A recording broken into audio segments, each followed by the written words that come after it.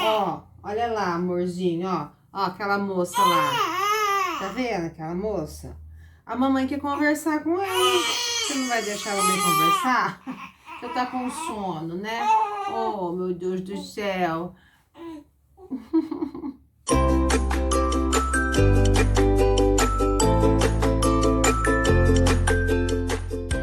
Olá, noiva, tudo bem? Eu sou Rita Martins, assessora de casamentos, e este é o Papo de Noiva.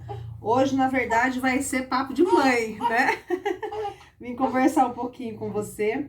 Vamos ver se o Matheus vai deixar a gente conversar um pouco.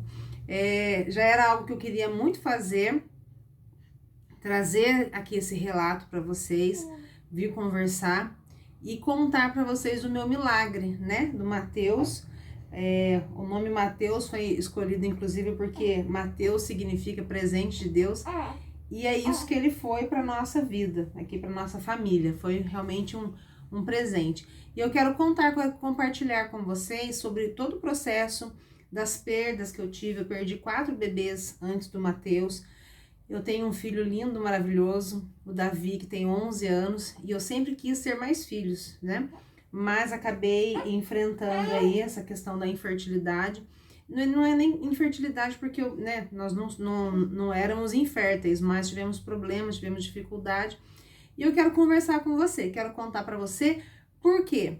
Quando eu passei pelos abortos, pelas perdas que eu tive, que foi um momento assim muito difícil, algo que me ajudava muito era buscar aqui no YouTube vídeos de mães que tiveram, que passaram. Você tá com sono, né, amor?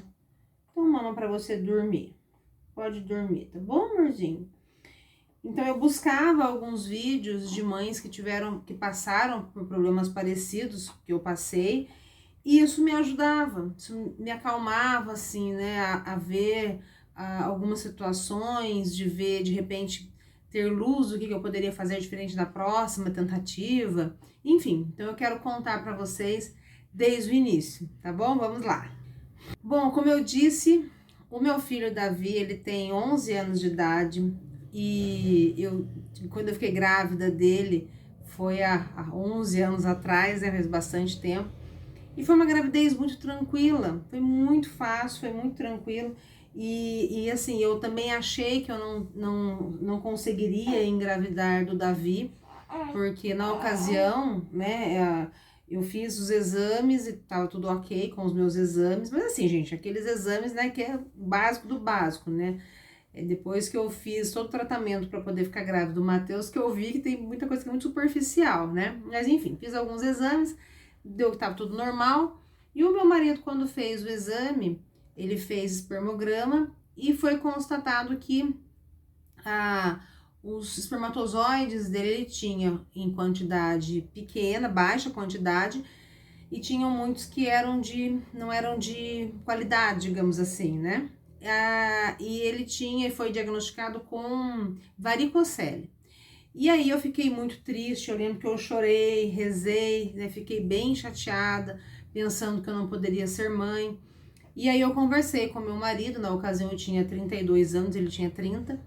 E eu conversei com ele e falei, bom, já que o médico, né, os exames estão dizendo que vai ser difícil pra gente conseguir engravidar, vamos tentar desde já, né? E na primeira tentativa, eu já engravidei, e foi uma gravidez, assim, uma gestação muito tranquila. A gravidez do Davi foi, assim, maravilhosa, foi muito tranquila. Em momento nenhum eu tive receio, sabe? Eu tive medo, porque é engraçado, gente. Desde o comecinho eu sabia que daria tudo certo, que ele seria uma criança saudável, que ficaria tudo bem. Não tive medo nenhum de nada. E foi realmente muito tranquilo. A única questão é que o Davi era muito grande, né? Eu tenho na minha família essa questão de ter bebês macrossômicos, né? Nem sabia que era esse o nome, descobri na gravidez do Matheus. Porque minha mãe, nós somos em 4 irmãos, né? E todos nós nascemos grandes. O meu irmão mais velho, então assim, eu tenho 3 irmãos homens, só eu de mulher. Os meus 3 irmãos nasceram com mais de 4 quilos. E eu nasci a menor, né? Sendo mulher, mas ainda assim grandinha, com 3,8 kg. E o meu filho Davi, né? Nasceu com 4,2 kg. E o Matheus maior que o Davi. Depois ainda vou chegar nessa parte ainda. Mas na ocasião do Davi, eu fiz a opção de ter parto cesárea, nem entrei em trabalho de parto, nem assim, esperei nada, porque a previsão era do Davi nascer no dia 25 de dezembro, bem no Natal, e eu fiquei preocupada, né, questão de médico, Natal é uma data assim, né, que é complicado, e ele muito grande, né, eu já tinha visto nos ultrassons que ele seria um bebê bem grande, aí eu não tentei, nem arrisquei, senão não vou nem tentar, vou marcar cesárea. Mas por falta de informação, por falta de instrução, de conhecimento, né, marquei a cesárea. Foi uma opção que eu fiz, né, foi uma cesárea eletiva. Aí o Davi nasceu, foi tudo maravilhoso, né? E aí eu sempre quis ter mais filhos, né? Porque o meu marido, ele tem uma irmã, eu tenho 3 irmãos, como eu disse, assim, a coisa mais maravilhosa da vida é você ter irmãos. E eu sempre quis ter mais filhos. E aqui, gente, eu não vou entrar em muitos detalhes do porquê que eu não tive antes, né? Como eu disse, meu filho tá com 11 anos agora e só agora, né, que o Matheus nasceu. Por que demorou tanto para eu ter o segundo filho?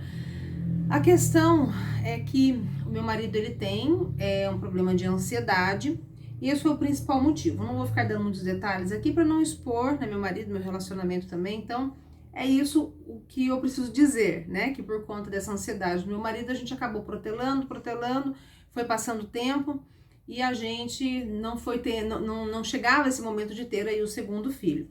Até que em 2020, aliás, tem um outro ponto que é muito importante dizer para vocês. Eu sempre, por mais que no fundo eu tivesse assim, aquela sensação por essa questão, né, do meu relacionamento com meu marido, aquele receio de não ter mais filhos, eu sempre rezava, eu sempre pedia a Deus. Em todas as missas, na comunhão, eu pedi a Deus para que tocasse o coração do meu marido, para que fizesse acontecer, para que eu pudesse ter essa oportunidade de ser mãe novamente. Sempre rezei, sempre pedi a Deus, né, essa graça. Até que, e eu sempre pedi a Deus, detalhe, né, eu sempre pedi a Deus para que eu tivesse um segundo filho até os meus 40 anos, porque a partir de 35 anos, na verdade, você já é classificada como gestação de risco, né? Imagina com 40. Com 40, assim, a chance de você conseguir engravidar ou de você ter um aborto começa a aumentar. E só que quando chegou em 2021, a gente já tinha passado ali o 2020, que foi a pandemia, 2021, eu ainda estava com 40 anos, eu engravidei. E foi assim uma surpresa muito grande, porque a gente, até assim, aproveitando e contando para vocês, como eu sou católica, eu nunca usei método contraceptivo, nunca tomei anticoncepcional, né?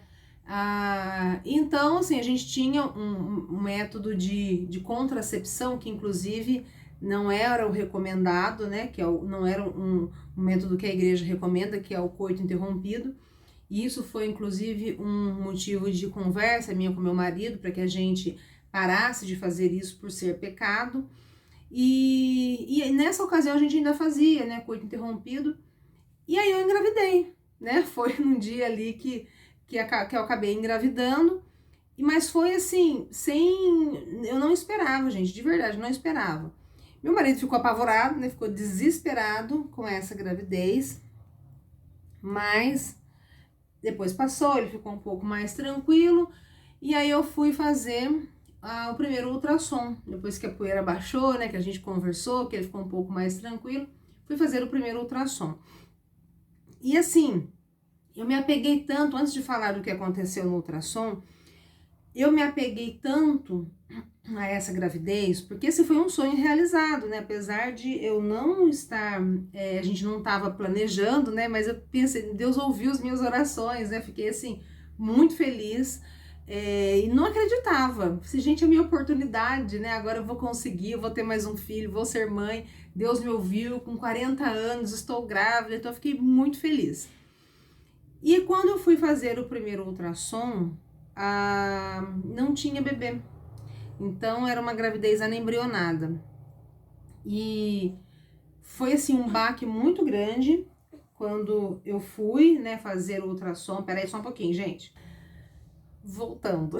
Então, quando eu fui fazer esse primeiro ultrassom, a médica disse que não tinha nenhum embrião, de que não tinha nada ali, e foi um choque muito grande. Eu lembro que eu tinha ido sozinha, meu marido estava no trabalho, ia vir para casa para almoçar, ou então ele estava aqui em casa com meu filho, eu não lembro. Eu sei que eu fui sozinha até a clínica para poder fazer o ultrassom, e o que eu sei de gravidez anembrionária, que foi um dos vídeos, né, que depois eu pesquisei bastante para poder assistir, para entender o que tinha acontecido comigo, eu me lembrei que tinha uma amiga minha que tinha acontecido isso com ela teve uma gravidez anembrionada, e até por isso que eu sabia do que se tratava naquele momento. Falei, bom, não tem bebê e não se desenvolveu, porque quando acontece isso, quando o espermatozoide fecunda o óvulo, ali no momento da separação ali das células, né, da divisão das células, em algum momento o bebezinho morre, mas por uma falha genética, a bolsa gestacional continua evoluindo, né? Então a sensação é de grávida, os sintomas de grávida, se você fizer um exame de sangue, você está grávida, tudo grávida, mas não tem o bebê, tem só a bolsa gestacional.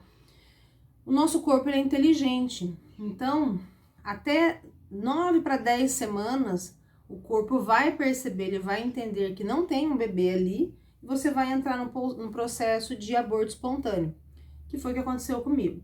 E eu lembro que quando eu voltei da clínica, cheguei em casa, cheguei chorando muito, fiquei assim, muito abalada, muito triste, porque eu falei, meu Deus, agora essa era a oportunidade que eu tinha, né, de ser mãe, porque eu não via uma possibilidade depois disso, né, de ser mãe. Eu achava que aquela era a minha chance única, mas não foi.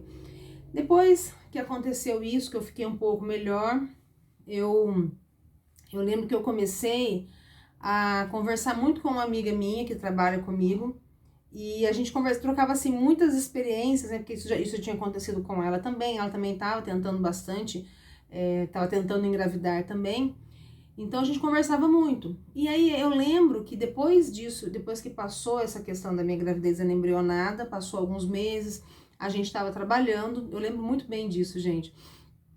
Eu lembro que ela me contou que ela estava se preparando, né, para tentar engravidar novamente, e ela estava fazendo dieta, estava fazendo várias coisas e tudo mais, assim, mudando rotina de vida, né?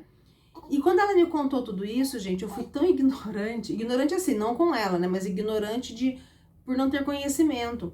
Eu disse a ela assim, ai Dani, que trabalheira fazer tudo isso, atividade física, dieta, nossa, eu não tenho tempo para isso não. Se for para eu engravidar, se for para acontecer, tem que ser naturalmente, porque eu não tenho tempo. Disse eu, né, aquela empresária bem-sucedida, cheia de casamentos, cheia de eventos, correndo para lá e para cá.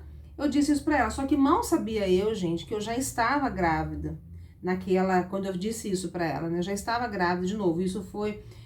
Até vou deixar as datas aqui para eu poder ir relembrando, né? Isso da gravidez anembrionada aconteceu, eu fiquei grávida em abril de 2021. E eu perdi o bebê em maio, né, de 2021, porque daí já na verdade não tinha bebê, entrei no processo ali do aborto espontâneo. Isso foi em maio de 2021. Quando foi em fevereiro de 2022, ou seja, meses depois, né, no ano seguinte, foi que eu tive essa conversa, né, com a Dani, e eu já estava grávida. E eu tinha, assim, gente, não tinha cuidado nenhum realmente com a saúde, não tinha preocupação nenhuma, atividade física, era a workaholic, né? Quem trabalha com evento, né, quem é cerimonialista sabe a loucura que é a nossa rotina e a nossa vida. Só que isso me custou uma vida, gente, porque daí foi mais uma gravidez, assim, eu lembro perfeitamente que eu fiquei grávida, e eu lembro que eu estava trabalhando em um casamento, né? Essa conversa com a Dani, com a minha amiga, eu tive em um casamento. E aí, quando foi em outro casamento que eu estava trabalhando, eu lembro direitinho, assim, que a minha menstruação tinha que vir naquele dia que eu estava trabalhando no casamento ou no dia seguinte. E eu falei, bom, se não vier, porque eu sempre tive a menstruação muito certinha, gente. Todas as vezes que atrasou a minha menstruação é porque eu realmente estava grávida. Então, no casamento, eu trabalhando lá, mais ansiosa, pensando, bom, se a minha menstruação não vier hoje, ou no máximo amanhã, eu vou fazer o teste de gravidez porque, né, ó, talvez eu esteja grávida de novo. Eu tava ali naquela ansiedade, aquela expectativa, né? E aí eu lembro que depois, em um momento do casamento, tava tudo tranquilo, tudo, assim, tava bem sossegado. Eu peguei e fui tirar meu intervalo, né? Minha equipe estava toda posicionada, já tinha acontecido a cerimônia, estava na parte da festa. E eu fui até a área ali dos fornecedores para me poder comer. E eu lembro que eu lembro certinho, eu peguei um soufflé de palmito do buffet, uma ramecan assim, para comer. Mas aquele soufflé de palmito, gente, parecia ser a coisa mais maravilhosa, mais deliciosa que eu já comi na minha vida. E eu lembro que eu comi, tudo bem que era um potinho pequenininho assim, né? Não tenho aqui para mostrar para vocês um tamanho parecido, né? Mas mais ou menos assim, um potinho assim, uma porcelaninha, né? Desse tamanho assim. E eu lembro que eu comi, eu acho que uns 5 ou 6 ramecãs assim de soufflé de palmito, que tava maravilhoso, tava delicioso. Só que aquele paladar meu, eu fiquei desconfiada. Eu falei, tá estranho isso aqui, né? Tá muito estranho. E aí eu decidi, eu falei, bom, eu tomei suco, né, bebi algumas coisas lá, e eu pensei comigo, quando eu chegar em casa, eu vou ficar sem fazer xixi aqui até o final da festa, e quando eu chegar em casa eu vou fazer o teste de gravidez, pra ver, né, porque eu tô achando, comecei a ficar desconfiada. E quando eu cheguei em casa, e eu lembro que eu tava toda maquiada, né, foi no começo do ano, então tava calor, nem tinha tomado banho ainda, eu fiz o teste e deu positivo. E eu comecei a chorar, comecei a rezar, comecei a agradecer a Deus e fiquei muito feliz. Fiquei assim, extasiada. Eu falei assim, nossa, aconteceu de novo, mais uma chance que Deus tá me dando. E assim, aí eu tive certeza de que ia dar certo, tava toda animada, né? Sabia que iria correr tudo bem. Mas, infelizmente, não deu certo de novo, né? Foi mais uma perda que eu tive. Depois, e sempre pequenininho, né?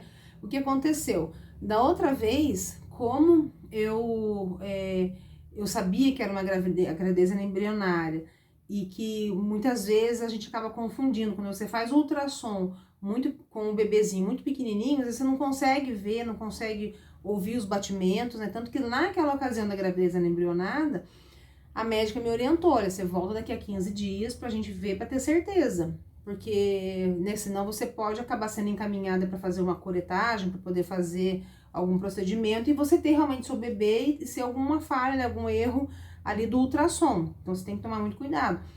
Mas quando eu fui para fazer novamente o ultrassom, na primeira ocasião, né, que era a embrionada, acabou que eu já estava começando a se ter o sangramento, então eu vi que realmente não era, né? Eu ainda tive esperança de que fosse, mas não sei, tinha realmente todos os sinais de que seria uma gravidez embrionada e era.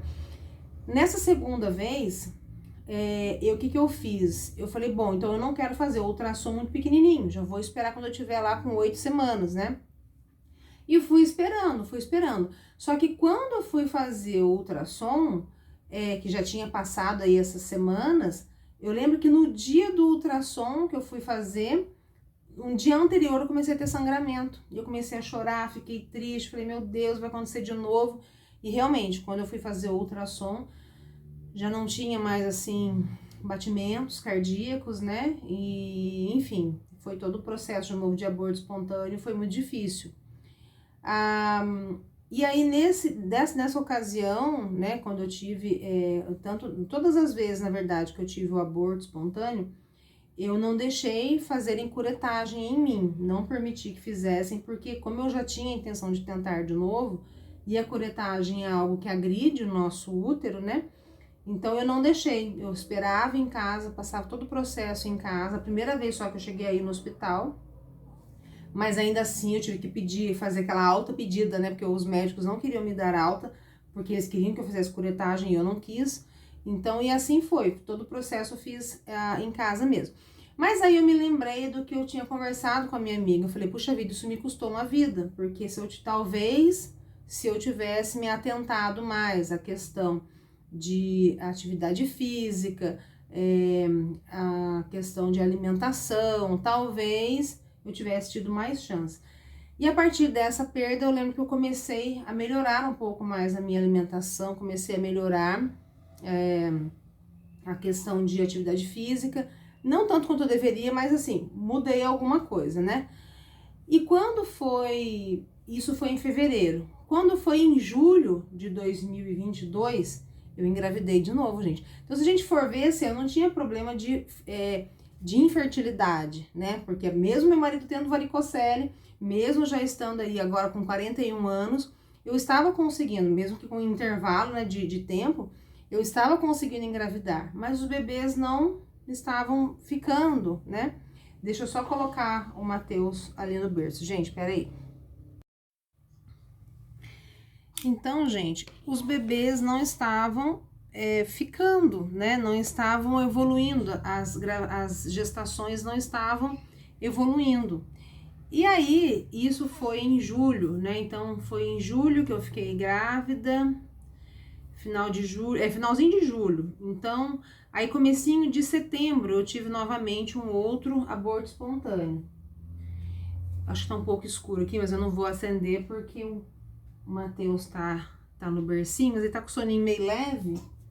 Vou continuar conversando aqui com vocês, vou ver se eu consigo, né, concluir. E aí eu tive essa perda de novo, daí do terceiro bebê em setembro de 2022, né? E foi assim, foi muito difícil, gente, porque daí, como foi a terceira tentativa, eu acreditava, não, agora vai dar certo. Eu já tava assim, tinha melhorado um pouco a alimentação, né? Tava fazendo um pouco de atividade física. E aí segui a vida naquela tentativa, só que teve algo que aconteceu comigo nesse período, que é importante eu passar aqui para vocês, porque eu sei que é algo que acontece com muitas mães, com muitas mulheres que estão aí nessa tentativa, nessa busca, né, de ter um filho. E eu sei que não é fácil, mas não é fácil controlar a ansiedade, porque eu fiquei assim nesse período com uma ansiedade tão exacerbada, mas eu tava assim descontrolada, porque eu só pensava nisso. Eu perdi o foco no meu trabalho, perdi o foco em algumas coisas aqui em casa, porque eu só pensava nisso. Isso é complicado, gente, é muito difícil, porque eu entendo, né, as mulheres que estão nessa busca constante de engravidar, de ter mais um filho, e muitas vezes o quanto é desgastante esse período, né, o quanto é difícil. E eu digo para vocês, enquanto a gente está passando no meio, está nesse processo, né, quando a gente está no meio dessa tempestade, a gente muitas vezes não consegue enxergar, né, uma luz no fim do túnel, a gente fica realmente assim desesperançosa, né? E eu fiquei tudo isso. Foi assim um período realmente bem difícil, bem conturbado. Mas eu continuei tentando, né? E eu sei que para medicina, você quando tem assim, esses abortos de repetição, você precisa investigar, né? E eu vou contar aqui para vocês aí em um outro vídeo, para não ficar muito extenso isso aqui, para vocês terem assim, alguns vídeos contando toda a minha trajetória realmente. Aqui eu tô contando sobre as perdas que eu tive, e eu vou fazer outro vídeo contando sobre o que eu fiz, né? Qual foi a mudança que eu fiz para conseguir daí engravidar. Aí o que aconteceu? Quando foi? Isso foi em setembro de 2021. Quando foi em janeiro de 2023, eu engravidei de novo. Mas aí eu tive aquilo que as pessoas chamam de gravidez química. Tá dando um monte de resmunguinho ali. Eu tive aquilo que é chamado de gravidez química. Por quê? Eu lembro que a minha menstruação atrasou, e eu fiz o teste de gravidez, aqueles de palitinho mesmo, né? E deu um positivo bem fraquinho mesmo. E aí eu fui fazer o exame de sangue. Quando eu fiz o exame de sangue, a pessoa do laboratório me ligou quando ficou pronto o resultado. E eu achei aquilo estranho. Por que será que a pessoa tá me ligando, né? E a pessoa do laboratório me falou assim: olha, eu vi que você fez aqui um exame de sangue, de beta-HCG, e eu queria só entender, porque você fez um exame de sangue em agosto do ano passado, né, que foi da última gestação, você fez esse exame e tava positivo, né, então a gente queria só entender por que você tá repetindo esse exame. Eu falei, não, porque dessa gestação que eu fiz o ano passado, eu perdi o bebê, e agora eu tô fazendo novamente por suspeita de gravidez novamente. Ela falou, então tá bom, entendi, então já vou liberar aqui o resultado pra você. Eu achei aquilo muito estranho, já fiquei assim, meio cismada, sabe? Fiquei bem, achei muito estranha aquela ligação da pessoa do laboratório. Acessei online para poder ver o resultado e o resultado estava inconclusivo. Ou seja, a quantidade de hormônio beta-HCG que estava no meu organismo não estava sendo uma quantidade tão pequena que resultasse ali o negativo, mas também não estava alto o suficiente para dizer que eu estava grávida. Estava inconclusivo. Mas eu sabia que eu tinha ficado grávida, porque os meus ciclos são sempre muito regulares, a minha menstruação não tinha chegado ainda, então eu estava assim com vários dias de atraso já, então eu sabia que tinha acontecido alguma coisa ali que eu estava grávida. Depois de um tempo, acho que deu um ciclo aí de 34 dias, coisa que para mim é muito assim difícil acontecer. Aí eu fiquei menstruada de novo. Então, assim, se for considerar, eu estava grávida ali de, acho que talvez 3 semanas, no máximo, 3 ou 4 semanas no máximo, talvez. E eu lembro que dessa gravidez química que eu tive uma briga, assim, com meu marido. Ele, na verdade, brigou comigo, né? Porque ele me chamou a atenção, ele falou assim, até quando você vai ficar desse jeito? Até quando você vai ficar nessa neura, nesse desespero, querendo engravidar e não vai investigar, não vai ver o que tá acontecendo com você?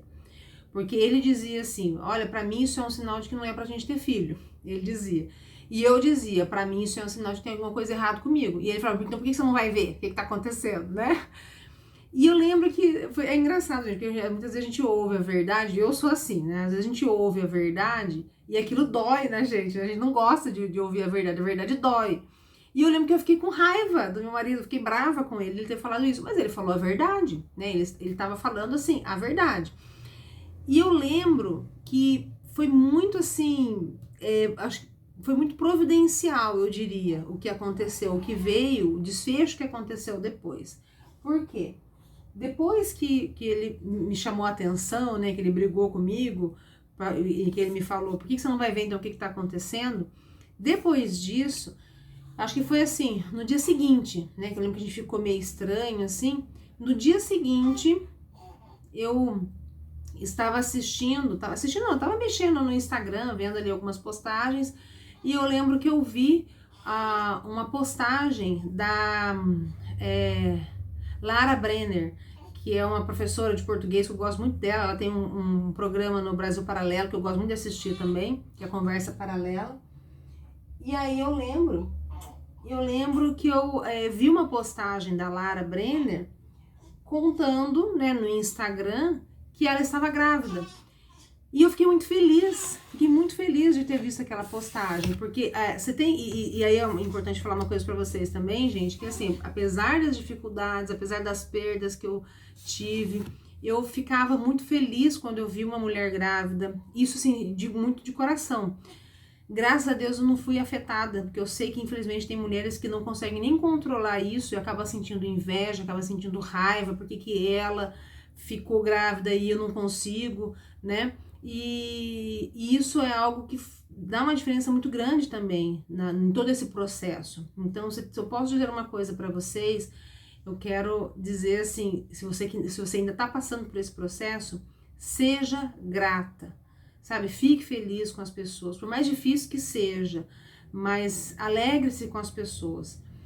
Tudo bem que assim, nesse processo eu lembro que eu dizia muito isso também, para mim é fácil, de certa forma, né, falar, porque eu já tenho um filho, né, eu já tinha o Davi, e eu ficava imaginando como deve ser difícil e dolorido para as mulheres que estão nessa tentativa de ter um filho, muitas vezes tem várias perdas e acabam não conseguindo engravidar e não tem nenhum filho. Então, se de tudo não tivesse dado certo, eu já tinha o Davi, né? E então, assim, nesse processo, a gratidão é muito importante, né? E eu vou dizer uma coisa para vocês, eu me apeguei muito à oração. A cada terço que eu rezava, eu colocava essa intenção. Muitas vezes na missa, eu colocava ali para colocar naquela urna que vai para o altar, com essa intenção de que Deus me concedesse a graça de ter mais um filho, de ser mãe novamente. Enfim, me entreguei realmente à oração. Mas, gente, só fazendo um parênteses antes de continuar falando da Lara Brenner, não vou perder o foco aqui. eu lembro que de todas essas perdas que eu tive, né, essas 4 perdas, né, que eu tive, incluindo essa gravidez química, eu lembro de pedir muito para Deus, ir no sacrário, me ajoelhar e pedir para Jesus, implorar para Ele que eu ficasse com os meus filhos. E eu lembro que eu ficava muito triste, chorava, né? E muitas vezes me comportava como uma filha birrenta na frente de Jesus. E fiquei revoltada com Deus algumas vezes, né? E eu pensava assim em oração muitas vezes: Senhor, eu não tô querendo nada assim ruim, eu quero ter mais um filho para poder ensinar a fé católica, né? Para poder o Senhor ter mais um filho para te louvar e te louvar. Estou cumprindo com a minha obrigação de mulher casada, porque eu prometi no altar, junto com meu marido, que eu receberia com amor os filhos que o Senhor me enviasse, e agora o Senhor me envia e eu não consigo tê-los. Então eu lembro que foi um processo assim, muito difícil de oração. Em muitos momentos eu lembro disso, de eu ter tido comportamentos de filha birrenta com Deus, né? E depois me envergonhar muito disso, desses episódios, né? Mas voltando à questão da Lara Brenner, eu só fiz esse parênteses porque depois vai fazer sentido para vocês lá na frente, né? O que eu vou dizer. Mas aí eu vi essa postagem da Lara Brenner contando que ela estava grávida, e eu lembro que ela tinha feito uma postagem há um tempo atrás, fazia bastante meses assim, dizendo que ela também tinha tido uma gravidez anembrionada e ela tinha perdido, né, o bebê. E aí eu fiquei muito feliz com isso. Nossa, que bom, ela passou por todo esse processo, agora tá grávida de novo. Eu fiquei muito feliz. E aí, gente, eu fiz algo que eu não costumo fazer, porque Instagram, assim, eu gosto de ver, né, quando eu entro para poder ver, mas eu não sou uma pessoa que fica assistindo muitos stories de várias pessoas. Eu vejo uma coisa aqui, outra ali, mas eu não sou de ficar acompanhando. E eu lembro que eu entrei para poder assistir os stories da Lara, e ali ela fez vários stories, mas vários. Eu deixei ele, eu lembro que eu tava na cozinha lavando louça, eu coloquei na janela enquanto eu tava lavando louça, arrumando na cozinha, e fui assistindo os stories dela. E ela contando, né, todo o processo, o que tinha acontecido, como que foi, tudo mais. E aí eu lembro que em um dado momento ali, ela falou que ela fazia uso do método Creighton. E aquilo me chamou a atenção. Eu falei, método Creighton, mas eu não conheço nenhum método Creighton. O que é isso? E continuei assistindo, mas aquilo ficou na minha cabeça. Por quê? Só fazendo um outro parênteses também. Quando eu tive a primeira perda, né, lá em 2021, eu lembro de sentar com meu marido, de conversar muito com ele. Eu lembro que eu sentei na sala com o catecismo da Igreja Católica, que tinha algumas questões conjugais, né, que eu precisava conversar com ele, que eu precisava alinhar, ajustar com ele, porque assim, eu vinha vindo de um estudo muito intenso sobre a minha fé, sobre a minha religião, já fazia algum tempo. E num determinado momento, eu percebi que a igreja nos ensina, a gente aprende isso com o padre Paulo Ricardo, eu lembro assim até hoje da sensação que eu tive de quando eu aprendi isso com ele. Ele ensinou o seguinte, que a diferença entre pecado venial e pecado mortal. E eu lembro que ele disse que quando nós cometemos um pecado mortal, aquilo pode custar a nossa alma, a nossa salvação. E aí ele foi dando alguns exemplos. E ele citou que, como que eu vou saber o que é um pecado mortal e um pecado venial? O pecado mortal é tudo aquilo que você comete, o pecado que você comete contra um dos 10 mandamentos. E aí eu percebi, né, nessa pregação dele, nem lembro qual é a pregação, mas foi uma pregação muito bonita que ele estava fazendo e ensinando isso. Eu percebi ali que a prática que eu tinha com meu marido contraceptiva era pecado, que era o coito interrompido. E que a melhor forma, que é o que a igreja recomenda, inclusive, que é para você poder espaçar as gestações, é o método Billings. Então o que eu fiz, gente? Eu fiz um ato concreto, né? Botei a mão na massa. Fui, conversei com meu marido, expliquei para ele toda a situação, falei para ele que eu não queria mais fazer coito interrompido, mostrei o catecismo para ele, falei tudo que eu tinha aprendido, tudo com muito jeito, né? Mas para que ele se sentisse seguro, né? Para que ele não se sentisse assim preocupado, né? Eu falei para ele que eu tinha feito um curso sobre o método Billings, que é um método natural, né? Que você consegue aí espaçar as gestações. é o método natural e é o método que é recomendado pela Igreja Católica. Então, eu fiz todo aqui um sistema de poder fazer as marcações para ele poder acompanhar. Então, assim, a partir dali, foi tudo muito às claras. Ele sabia os dias que eu estava menstruada, os dias que eu estava no período fértil, os dias que eu estava no período, né, que eram inférteis, que não teria risco nenhum. Então, foi tudo muito claro. Isso foi maravilhoso, gente. Foi muito bom, porque, assim, realmente mudou bastante o nosso relacionamento. E aí, nesses vídeos da Lara Brenner, dos stories dela, me chamou a atenção, porque eu falei assim, ela falou método Creighton. Eu falei assim, gente, o que é método Creighton? Nunca ouvi falar sobre isso, né? E aí, gente, foi a partir desses stories que a minha vida mudou. E eu quero parar por aqui, porque agora já estendeu demais o vídeo, porque aqui eu quis contar um pouco sobre a questão do aborto, né, das perdas que eu tive. E agora eu vou fazer um outro vídeo para contar para vocês todo passo a passo e como a naprotecnologia e o método Creighton mudaram a minha vida, e foi por causa disso, por causa da naprotecnologia, que o Matheus está aqui comigo hoje, com a graça de Deus. Então, um beijo, até o próximo vídeo, eu te encontro lá e eu espero que possa te ajudar nessa sua jornada, tá bom? Fique com Deus.